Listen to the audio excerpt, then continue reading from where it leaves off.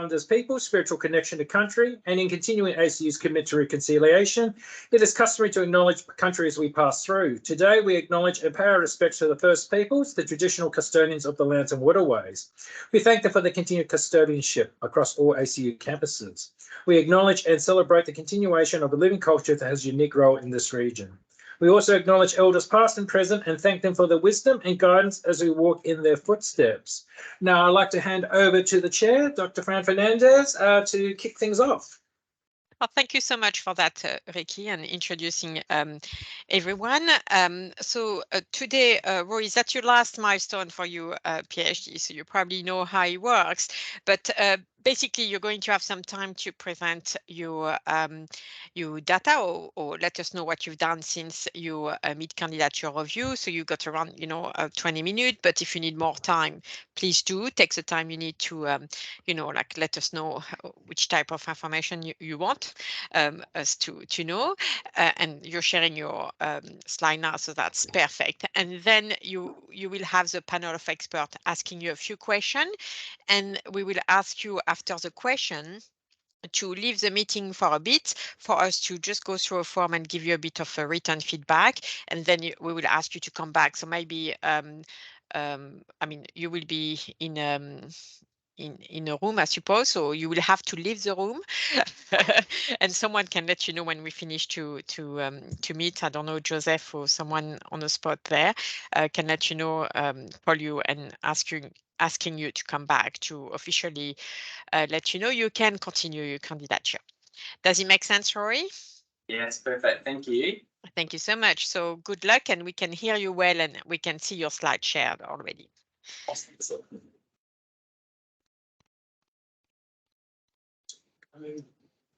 You can start whenever you want, Roy.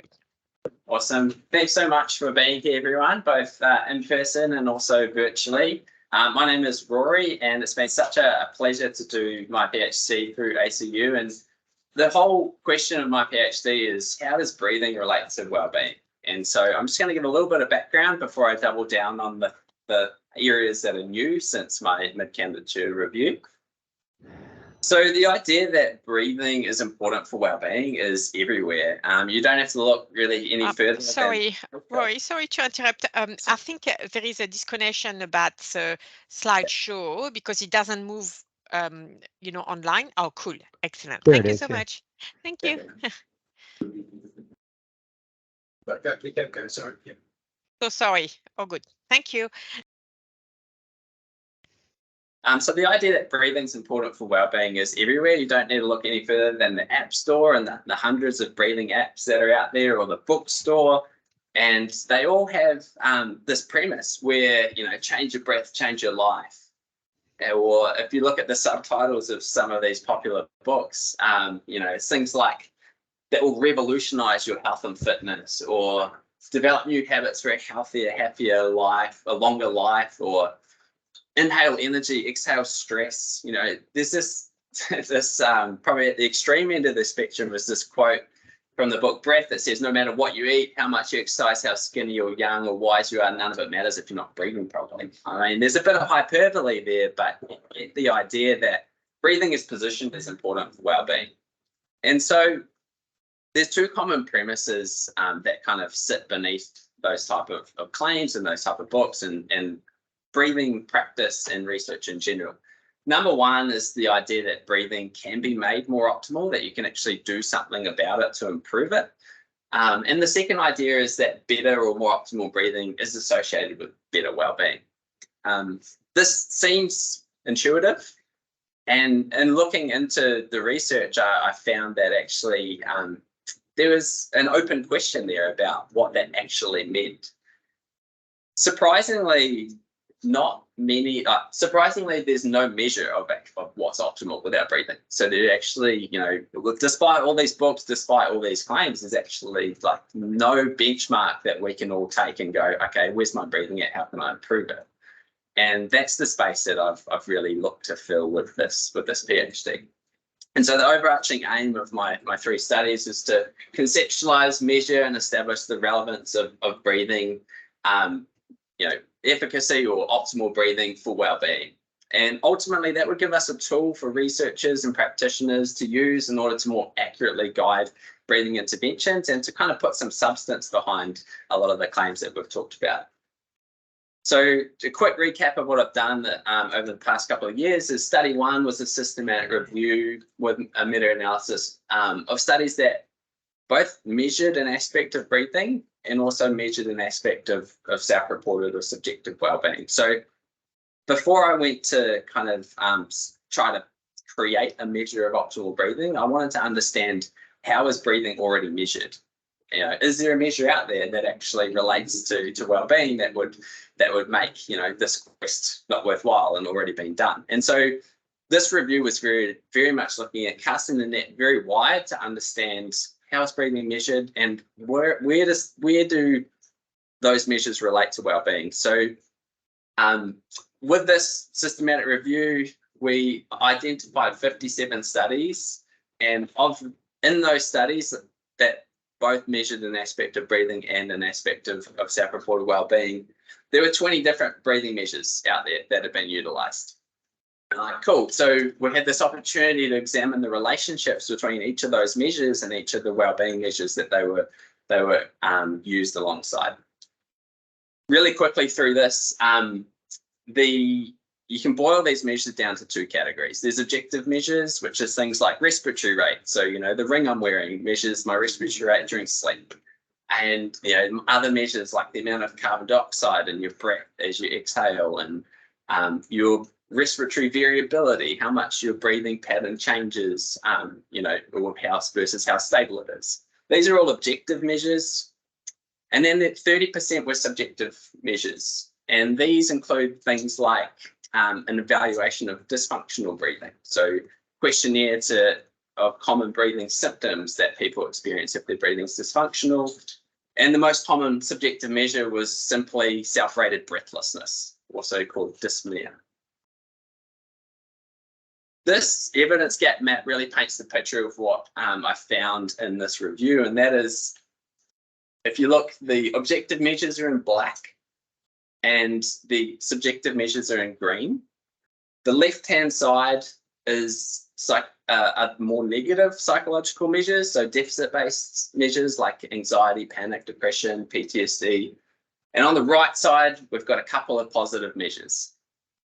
You can see that the majority of the attention in research that has looked at both breathing measurement and well-being has been objective, but also deficit focused, with the scattering on the bottom left-hand side, where in the black circles, where the larger circles represent more studies. So most of the attention has been given to objective measures and how they link to deficit-based psychological outcomes. So the most common example that showed up was respiratory rate and anxiety. So trying to understand, you know, do people who feel more anxious breathe faster? The answer actually is that there's not a very clear relationship between any of these objective measures and the self-reported well-being measures. So conclusion from the study is really that the objective measures have been most commonly used, but they don't do a great job at linking with well-being. The attention has been particularly focused on negative aspects of well-being. But the big take home for me was that whilst the subjective measures do a better job of capturing, they link more closely with aspects of well-being, every single subjective measure of breathing is deficit-based. So every single breathing measure looks at dysfunction or, you know, a symptom of when breathing's not right. There's no subjective measure of breathing well or breathing right. And that's the territory that the rest of my studies fit into, to try to fill that gap. Driven by the question of, well, surely the absence of dysfunction doesn't mean the presence of optimal function. So I wanted to understand, what is optimal when it comes to breathing? To do that, I looked at the research that's been written and the books that have been written, and really took a broad lens on what is talked about in terms of optimal breathing, driven by the question of, you know, what is optimal breathing, or how would you know that someone is, you know, is an optimal breather, so to speak. And from that, conceptualized the item pool, subjected that item pool to an expert panel with a globally diverse expert panel made up of 9 people, intentionally diverse because breathing has a basis in so many different worlds, both academically and also in applied practice, from clinical settings to spiritual settings to everywhere in between. And ultimately, this led me to a 3-factor conceptualization of what optimal breathing might be, and 40 items to underpin that. So optimal breathing appeared to involve these three dimensions. Number 1, positive breath awareness. So being aware of your breath and that being a positive thing, which is here is perceived breath awareness. Number 2 is perceived efficiency of breathing. So breathing easily and and your default breathing being nice and easy and seamless. And number 3 being your efficacy in using your breathing. So responding to, like, I can use my breathing to make this change. So to make it really practical, here's a sample item for each one. So my breathing helps connect me more deeply with life is the awareness. At rest, I can comfortably breathe through my nose is an efficiency item. And an efficacy item is I can use my breathing to be fully in the moment regardless of what's happening. So really, if you look at the published literature and the books on breathing, they all kind of fall into 1, 2, or all 3 of these buckets, which is drive breath awareness, they drive more efficient breathing, or they drive more effective use of breathing. So this led to study, and the expert panel agreed with that conceptualization, and so we subjected those 40 items to some tests of their validity. Firstly, looking at the structural validity, we used exploratory factor analysis first to see how many factors there actually may be in there, rather than just fully commit to that 3-factor solution. Following that, when that 3-factor solution was supported from that, we went to confirmatory factor analysis using both traditional CFA and also Easton, thanks to her. So it was great to be able to confirm the structural validity there. We also then looked at the criterion, the convergent and the discriminant validity with comparisons with existing self-report scales like mindfulness. We had the question of, is what we're talking about with breathing really just mindfulness? There's such a strong established literature on that. Maybe it is just mindfulness, that becoming more aware of your breath is actually just synonymous with that. Or maybe it's just interoception, which is the ability to sense what is happening in your body. Maybe it's just that. Or maybe it's general self-efficacy. Maybe people just have high self-efficacy in everything, think they're good at breathing too. And so we wanted to check that it was actually distinct from those things. And then importantly, we wanted to confirm whether it was important for well-being, whether it predicted well-being, and particularly positive well-being. So we used the measure of flourishing, we looked at life satisfaction, we looked at subjective vitality, and we also looked at some negative measures of well-being with anxiety, depression, stress, etc. What did we find? As I alluded to, the EFA supported the 3-factor solution. The CFA showed good fit, which was better when we used the ESM. And then this is where it got interesting. The first factor, which is breath efficacy, the ability to use your breathing effectively, correlated very strongly with flourishing. So we had a 0.61 correlation with total flourishing score. And this is based on the sample of 1,000 participants who were healthy Australian adults sourced through Qualtrics. And so there's a pretty large correlation there with flourishing. The second factor, breath efficiency, was a 0.45 correlation, and then breath awareness was 0.55 correlation. So you can see there's clearly correlating in the expected direction with flourishing. And what was particularly interesting is that it wasn't mindfulness. So there's relatively smaller size correlations with mindfulness. It's certainly not the same thing, with those correlations being in the 0.28 to 0.33 range. nor interoception or general self-efficacy. So we kind of established that maybe there's something unique here that about breathing that is not just, you know, is not taken up by those other measures. And so we looked at whether optimal breathing was a unique predictor of flourishing. We created a pretty harsh regression analysis to test whether how it performed if it was put in the same model with these other items. And it came out that the first dimension, so breath efficacy, your ability, perceived ability to use your breathing, was a better predictor of flourishing than mindfulness was, or interoception, or general self-efficacy, or even non-attachment was. So we kind of felt like maybe there's something here. Maybe through improving breathing or kind of scoring more highly in these 3 dimensions, that may well be good for well-being, particularly positive well-being. It was interesting. I haven't put the correlations up here, but there were negative correlations with negative aspects of well-being, so as you would expect, but they're a lot smaller, which was interesting, and maybe something that we were talking a little bit about before. And so the take home here was that breathing well does appear to be important for well-being, particularly flourishing or positive aspects of well-being. And a self-reported measure, such as the one we've created, seems to be a strong or good predictor of that. And why is that important? Well, breathing is really taken on the last couple of years. The use of breathing in the wellbeing space has really increased, and it's done so because I think people have experienced benefits.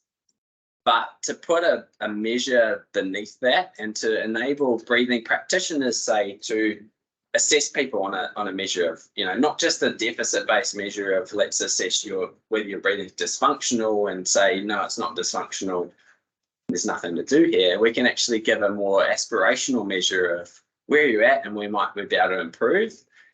And having such a measure will enable researchers, practitioners to be more specific in prescribing breathing for particular individuals and for particular outcomes. So, for example, if you wanted to utilize your breathing or improve your breathing for the sake of flourishing, there might be a different path to that than using breathing to reduce anxiety, for example. And if we have this measure in place and we can see how individuals change over time, or we can see how particular methodologies around you know, teaching breathing, how effective they are or not, by how they change people's scores on this measure, then, you know, we can be more informed and more specific in how we prescribe breathing. So that's really the take-home hope of what this can do in the field, both in guiding future research, but then also in practice as well. So where am I at now? Well, so as I've touched on, we've done the systematic review with the meta-analysis. We've created the self-report measure, and we've validated the long-form measure to an extent. And where it's at now is I've been creating a short-form measure, and that short-form measure has been particularly promising. I think I've got it up here. So we used a genetic algorithm in order to reduce the length of the measure to create various short forms, and the best performing of those showed even better fit on confirmatory factor analysis than the long form did. So in many ways, it's potentially a better measure, both certainly from a practical point of view in terms of reducing participant burden and giving practitioners a shorter, you know, rather than the 23-item version, which is our long form, we give them a 9-item version, potentially even a 3-item version that is effective. Then that will help to you know, make it more useful and more broadly applicable. So that's been fascinating to look at the different methods of reducing the length of the scale, whether it's we looked at the traditional method of using, you know, factor analysis to do that, and then we've also used the genetic algorithm to do it, and kind of compared the two and tried to come up with the best possible short form. So we're finishing that up now in terms of you know, the different short form options that are available that we can put out there.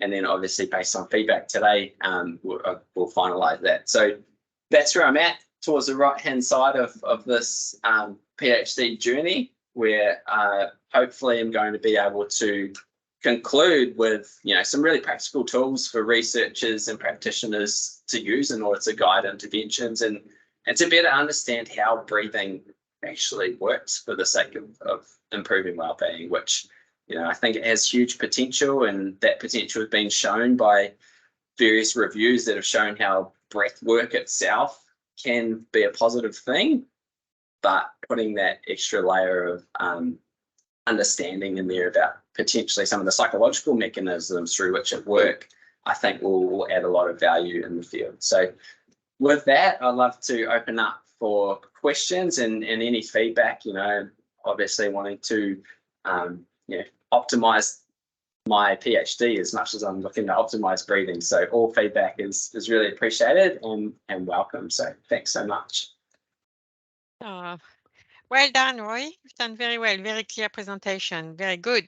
And you stay perfectly on time as well, 20 minutes. So well done for that. I'm just going to open the floor to any question. I don't know if Kyung or Herb, one of you want to start with some question or comment? Yeah, I'll go ahead. First of all, great thesis and wonderful job of finding a gap. It's just amazing to, with your systematic review, show how it completely is deficit oriented, and what a lovely space for you to move into with the PhD. I've never, you know, PhDs normally are small incremental little pieces, and you've made a quantum leap forward, and so congratulations on that. We didn't talk about the systematic review this time, but I had a comment there. You chopped up your systematic review into a whole bunch of different categories because you had apples and oranges. Yes. And I think you need to do a global systematic review where you include apples and oranges, because that's what meta-analysis is supposed to be doing. Yeah. And we know that there'll be much heterogeneity of the outcomes. But your a priori categories, and we know they're a priori because you got them, because you haven't done what I'm suggesting yet. So they clearly are a priori. Now, your a priori categories, if you include them as covariates, they should explain half of the heterogeneity. I made up that value. Yeah. But if they explain half of the heterogeneity, that validates your categories. Yeah. If they explain none of the heterogeneity, then that invalidates your categories. Yeah. So that's a test of your category. But it also gives you an overarching picture of both the effect size and the extent of heterogeneity, which leads into what you're doing next. Okay. Now, in terms of the study that you presented today, I felt that the discriminant validity of the three scales was dubious. They're highly correlated, but the correlations aren't so high to invalidate those. But the classic ways of looking at discriminant validity are to get criteria that you predict a priori that are going to be highly related to one of the three scales and substantially related. And you should have at least one criteria that fits that for each of the scales. And when I looked at the correlations that you had, it looked like there wasn't much difference in the correlations between the different scales. Now, part of that is because you didn't choose criteria specifically to do that. Yeah. And it's too late to go back and do that. Whether it would have worked, I don't know. So you can cover that in terms of the limitations of the study. What would be useful that you can do is that you can look at a global measure of based upon all of your 23 items. And see how that relates to each of your criteria. And you can look at each of your scales separately, and then you can look at the multiple R based on the 3 scales. And if the multiple R based on the 3 scales is substantially or systematically larger than the single correlation based on the global scales, that gives you some argument for the need for the 3 scales. Another issue that I felt was you did a wonderful job, and particularly for this institute, of showing why it was important to have a positive perspective and to not be caught in a deficit perspective. But I think you've thrown the baby out with the bathwater. And I think that you need to have at least one. Now, oftentimes, what people do, like the classics self-determination theory, there's global, there's 3 positive scales and there's 3 parallel negative scales. You don't need to do that, but something that I think you need to have a negative scale. And fortunately, you've got the data because you've got all these measures that you collected to correlate with yours, and all of these measures are all negative. And so you could go back and cherry pick the best items from those measures.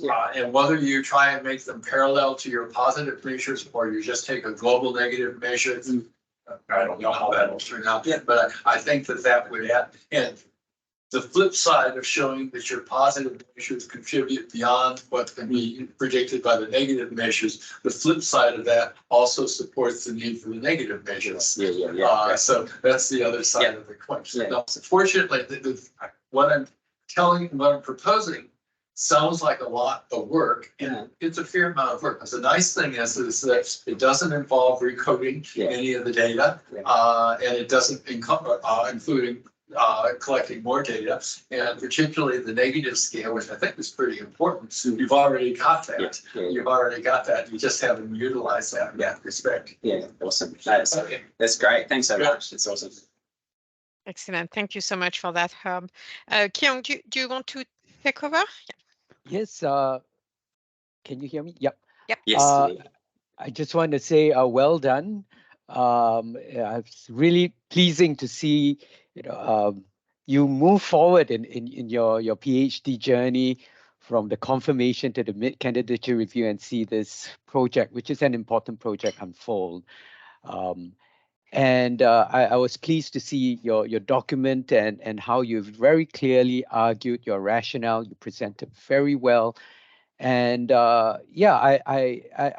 must admit, when I first was at the confirmation of candidature, I wasn't completely convinced about the need for a subjective measure. I was going, and then you convinced me. And I feel like, at the end of this research, I'm more and more convinced that this is going to be a very useful tool, more than just the objective measures. So well done, and really nice to see. And as I was reading it, I was also thinking, you need a shorter measure. And so nice to see that the last study is about a shorter measure, because as a clinician, I've never used something that long.